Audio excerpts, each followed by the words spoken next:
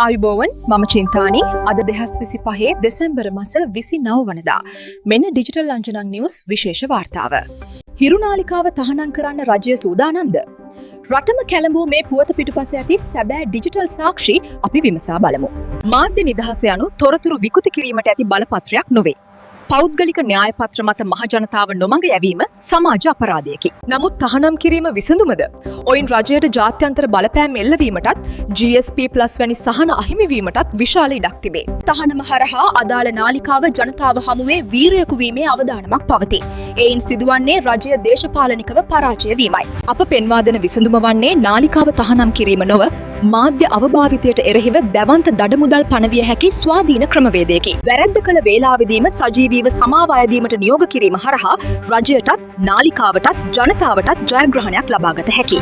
ඔබේ අදහස කුමක්ද? තහනමද නැත්නම් නිසි පාලනයද? ඔබේ අදහස කමෙන්ට් කරන්න. ඩිජිටල් ලංජනමෙන් අපි නැවත හමු වෙමු.